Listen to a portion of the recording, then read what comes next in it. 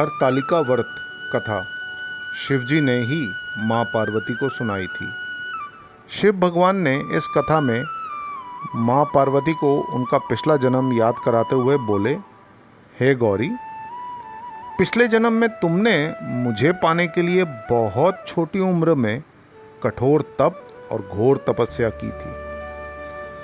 तुमने ना तो कुछ खाया और ना ही पिया, बस हवा और सूखे पत्ते चबाए। जला देने वाली गर्मी हो या कंपा देने वाली ठंड, तुम नहीं हटी, डटी रही। बारिश में भी तुमने जल नहीं पिया। तुम्हें इस हालत में देखकर तुम्हारे पिता दुखी थे।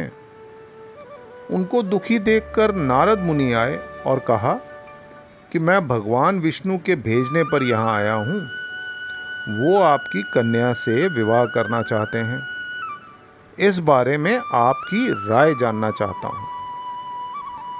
नारद जी की बात सुनकर आपके पिता बोले, अगर भगवान विष्णु ये चाहते हैं तो कोई आपत्ति नहीं, परंतु जब इस विवाह के बारे में तुम्हें पता चला तो तुम दुखी हो गई।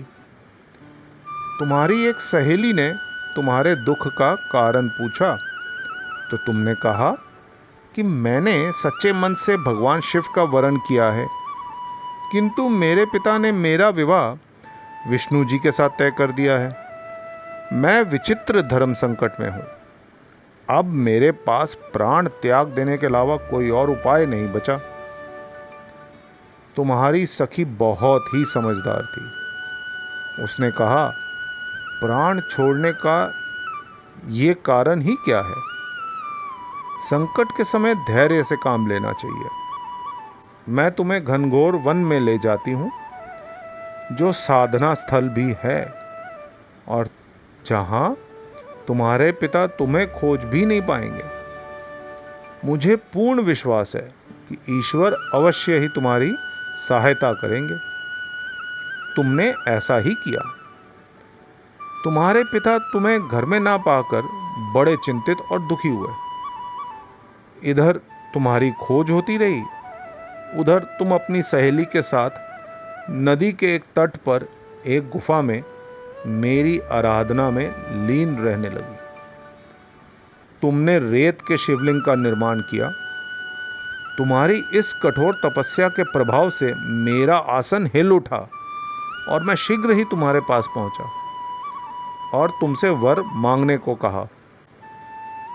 तब अपनी तपस्या के फलीभूत मुझे अपने समक्ष पाकर तुमने कहा, मैं आपको सच्चे मन से पति के रूप में वरण कर चुकी हूँ।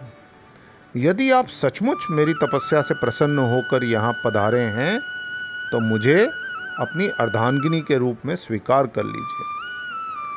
तब तथास्तु कहकर मैं कैलाश पर्वत पर लौट गया। उस समय गिरिराज अपने बंधु बांधवों के साथ तुम्हें खोजते हुए वहां पहुंचे। तुमने सारा वृतांत बताया और कहा कि मैं घर तभी जाऊंगी अगर आप महादेव से मेरा विवाह करेंगे। तुम्हारे पिता मान गए और उन्होंने हमारा विवाह करवाया। शिवजी ने कहा कि इस व्रत का महत्व यह है कि मैं इस व्रत को पूर्ण निष्ठा से करने वाली प्रत्येक स्त्री को मनवांछित फल देता हूँ। इस पूरे प्रकरण में तुम्हारी सखी ने तुम्हारा हरण किया था, इसलिए इस व्रत का नाम हरतालिका व्रत हो गया। सावन में मंदिर सजने लगता है, शिव का डमरू बजने लगता है, हर हृदय शिव शिव कहने लगता है, भक्ति का अलख जगने लगता है। हर हर महादेव। ये हरतालिका व्रत कथा शिवजी ने ही माँ पार्वती को सुनाई थी। शिव भगवान ने इस कथा में माँ